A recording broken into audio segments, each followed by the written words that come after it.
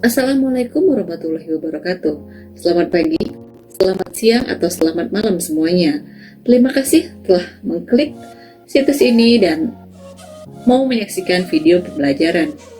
Video pembelajaran ini akan membahas terkait dengan sebuah penelitian.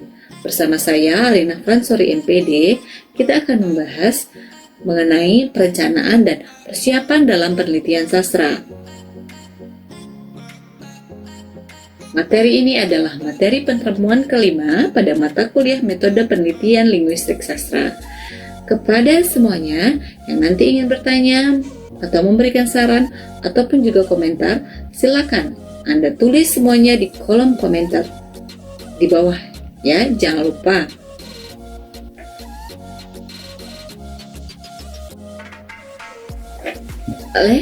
Oke, baiklah, kita mulai untuk membahas slide yang pertama.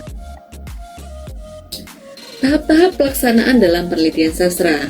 Pada slide ini kita akan membahas hal tersebut. Baiklah, kita akan memulai pada tahap perencanaan.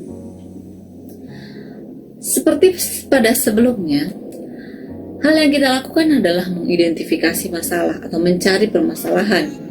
Peneliti harus terlebih dahulu mencari masalah-masalah yang akan atau hendak saudara teliti.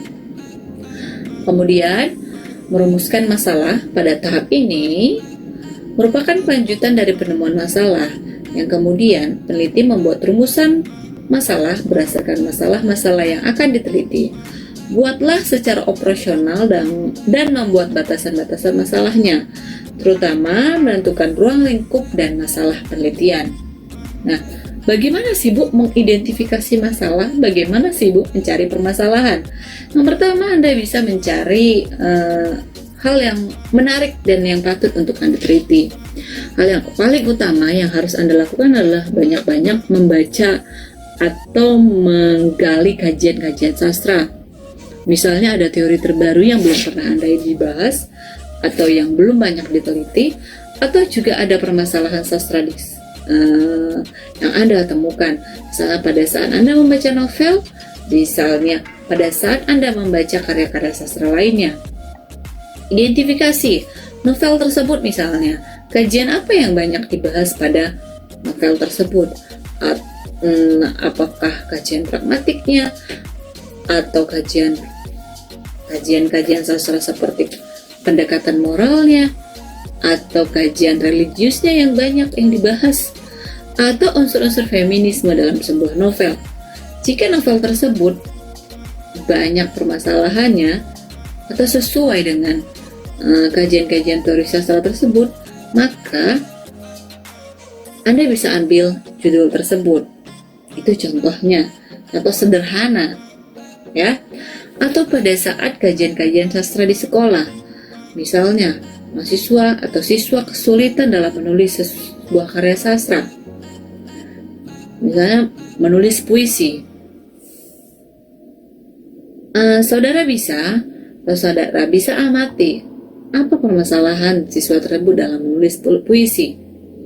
Anda bisa Anda bisa membahas kajian-kajiannya, misalnya membahas penggunaan diksinya, atau bisa juga menggunakan kajian stilistika pada karya puisi tersebut. Nah, itu adalah contoh sederhana. Anda amati kajian-kajian teori sastra dan Anda temukan objeknya yang sesuai. Semakin sering Anda membaca karya sastra, semakin sering juga atau semakin mudah juga untuk Anda menemukan masalah atau merumuskan masalah dalam sebuah penelitian. Cari hal-hal yang menarik yang patut untuk diteliti, baik itu karya sastra dongeng, cerpen, novel, atau karya sastra lainnya. Selanjutnya adalah mengadakan studi pendahuluan. Yang paling utama, setelah Anda menemukan rumusan masalah atau setelah menemukan judul, Anda mengumpulkan informasi-informasi berkaitan dengan masalah yang akan Anda teliti, sehingga dapat diketahui keadaan atau kedudukan masalah tersebut, baik secara teoritis maupun praktis. Pengetahuan yang diperoleh dari studi pendahuluan sangat berguna untuk menyusun kerangka teoritis. tentang pemecahan masalah dalam sebuah bentuk hipotesis yang akan diuji kebenarannya melalui pelaksanaan penelitian di lapangan. Studi pendahuluan dapat dilakukan dengan studi dokumenter, kepustakaan, dan studi lapangan. Jadi, penelitian sastra itu tidak harus kajian kepustakaan saja, ada juga studi yang dilakukan di lapangan. Anda harus terjun langsung, banyak-banyak membaca, banyak-banyak mengamati hal yang berkaitan dengan penelitian saudara tersebut. Kemudian adalah merumuskan hipotesis. Hipotesis merupakan dugaan sementara yang akan dibuktikan kebenarannya melalui penelitian di lapangan. Hipotesis disusun jika memang diperlukan dalam sebuah penelitian sastra. Jika tidak diperlukan, hipotesis tidak perlu dituliskan, karena biasanya pada kajian-kajian sastra tertentu tidak dituliskan ya. Semuanya kembali lagi ke tujuan dan rumusan penelitian saudara. Pada slide yang berikutnya, tahap-tahap pelaksanaan dalam penelitian sastra. Nah, yang pertama adalah menentukan sampel penelitian. Pada tahap ini ditentukan objek yang akan diteliti. Keseluruhan objek yang akan diteliti disebut populasi penelitian. Bila dalam penelitian hanya menggunakan sebagian saja dari populasi, maka hal ini cukup menggunakan sampel. Jadi tidak harus semuanya. Anda bisa mengambil beberapa sampel yang Anda akan gunakan sebagai objek yang Anda teliti. Misalnya Anda ingin meneliti puisi dari karya-karya seorang kumpulan puisi. Misalnya terdapat 15 puisi dalam satu buku, terlalu sedikit ya, 30 puisi. Nah, untuk mewakili, bisa Anda pilih dari 30 puisi dalam sebuah buku, bisa Anda pilih 15 puisi saja yang akan Anda teliti dan akan saudara gunakan sebagai sampel penelitian saudara. Misalnya yang akan dibahas kajian stilistika, maka pilihlah beberapa karya atau puisi yang banyak mengandung unsur stilistikanya. Sama juga hal seperti memilih karya cerita atau narasi. Semua sampel disamakan atau yang digunakan adalah harus sesuai dengan objek yang akan Anda teliti. Menentukan teori yang akan digunakan, menentukan pendekatan yang akan digunakan, harus disesuaikan dengan objek yang akan Anda teliti.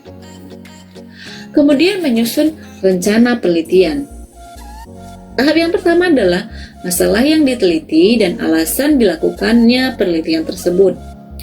Bentuk atau jenis data yang akan dibutuhkan, tujuan dilakukannya penelitian, manfaat atau kegunaan penelitian tersebut, di mana dilakukan penelitiannya, jangka waktu pelaksanaan penelitian saudara, organisasi kegiatan dan pembiayaan jika ada. Biasanya kalau skripsi biaya pribadi ya, jadi tidak disampaikan.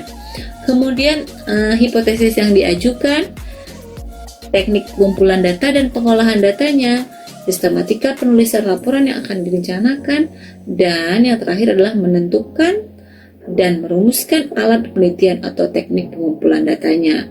Itu adalah tahap-tahapannya. Jadi sebelum melakukan semua penelitian harus Anda jawab dulu rangkaian ini. Bagaimana, apa manfaat, semuanya harus ada. Jika sudah selesai baru Anda lakukan tahap-tahap selanjutnya. Pada slide ini kita akan membahas tahap pelaksanaan penelitian. Tahap yang pertama adalah mengumpulkan data. Tahap pelaksanaan ini harus dilakukan didasarkan pada pedoman yang sudah dipersiapkan sebelumnya pada rancangan penelitian saudara. Data yang dikumpulkan melalui kegiatan penelitian dijadikan dasar dalam menguji hipotesis yang diajukan. Ada teknik-teknik pengumpulan data ya dalam sebuah penelitian. Kemudian adalah menganalisis data. Pengolahan data atau analisis ini dilakukan setelah data terkumpul semuanya yang kemudian dianalisis, dan di hipotesis yang diajukan akan diuji kebenarannya melalui analisis tersebut. Jika jenis data yang dikumpulkan itu berupa data kualitatif, maka pengolahan datanya dilakukan dengan cara menarik kesimpulan secara deduktif dan induktif. Kemudian Namun, jika data yang dikumpulkan berupa jenis data kuantitatif atau berbentuk angka-angka, maka analisis yang digunakan menggunakan analisis kuantitatif atau statistika, ya biasanya dengan statistika, sebelum menarik kesimpulan secara kualitatif. Tahap yang paling penting selanjutnya adalah laporan penelitian. Untuk kepentingan publikasi, maka penelitian harus dilaporkan kepada orang-orang yang berkepentingan. Bentuk sistematika laporan penelitian dapat berupa artikel ilmiah, skripsi, laporan, tesis maupun disertasi. Tahap laporan penelitian ini merupakan tahap akhir dalam sebuah proses penelitian. Jadi harus dilaporkan karena memang ada tugas dan kewajiban. Apalagi kalau bentuknya skripsi, tesis atau disertasi. Jika tidak dilaporkan maka akan tidak lulus, ya. Baiklah, kita lanjut ke slide yang selanjutnya. Pada saat ini Ibu akan menjelaskan secara singkat langkah-langkah pokok penelitian. Jadi kita yang pertama adalah merancang penelitiannya, menentukan masalahnya, kemudian komponen rancangan ilmiahnya. Untuk lebih jelasnya, mari simak penjelasannya di slide berikutnya. Nah, rancangan penelitian. Rancangan penelitian disiapkan pada tahap perencanaan setelah peneliti sudah mendapat masalah. Jadi jika Anda sudah tahu apa yang akan Anda teliti, maka baru kita bisa lanjutkan, ya. Selain istilah rancangan penelitian, sering pula dipergunakan istilah research design atau proposal penelitian dan usulan penelitian. Misalnya itu bahasa kerennya, ya. Dalam istilah yang berbeda-beda itu mengandung hal-hal yang sama, yaitu suatu uraian tentang berbagai hal yang dikerjakan oleh peneliti ketika sedang melaksanakan suatu penelitian.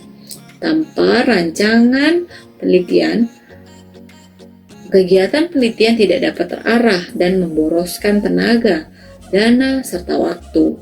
Demikian pula hasil penelitian yang juga tidak dapat dipertanggungjawabkan berdasarkan suatu perencanaan yang akan datang. Masalah dalam sebuah penelitian. Tahap kedua, ya. Penelitian baru dapat dikerjakan jika terdapat masalah. Artinya, ada sesuatu yang perlu dipecahkan. Jika tidak ada masalah, tidak perlu diteliti. Masalah untuk penelitian sastra dapat ditemukan dalam karya sastra, pengarang maupun pembaca, penerbit, dan di dunia sosial yang berkaitan dengan karya sastra. Untuk menemukan masalah, seseorang peneliti harus jeli dan terlatih kepekaannya, apalagi karya sastra, ya. Jadi objek-objek karya sastra itu ada 3 biasanya. Contoh aja sederhana, misalnya itu karya puisi ada puisi lama, puisi baru, itu objeknya. Kemudian prosa itu banyak sekali, novel, cerpen, dongeng, ya, fabel, ya.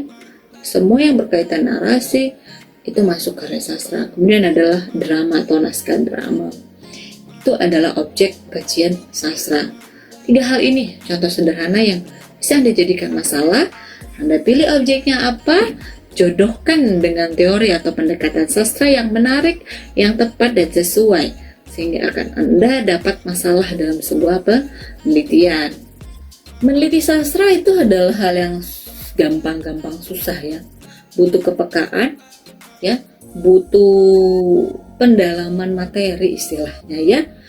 Butuh juga perasaan, menjiwai sebuah karya sastra misalnya. Maka dari itu subjektivitas dalam penelitian sastra juga sangat tinggi, sangat berpengaruh. Peran seorang peneliti sangat penting dalam sebuah penelitian sastra, karena peneliti itu sendirilah yang akan mengukur atau akan memilah-milah atau menganalisis data dalam sebuah karya sastra tersebut. Jadi bagaimana sih memperoleh kepekaan tersebut? Kepekaan seorang peneliti sastra terhadap masalah yang akan diteliti dipengaruhi oleh hal-hal berikut ini. Yang pertama, spesialisasi atau keahlian seseorang dalam bidang sastra menyebabkan seseorang menjadi peka terhadap masalah sastra. Hal itu disebabkan karena yang bersangkutan banyak berhubungan dengan apa yang selalu dialaminya. Jadi biasanya semakin sering Anda membaca, semakin Anda sering mendengar atau mengamati sastra, karya sastra, ikut berbagai kegiatan sastra, maka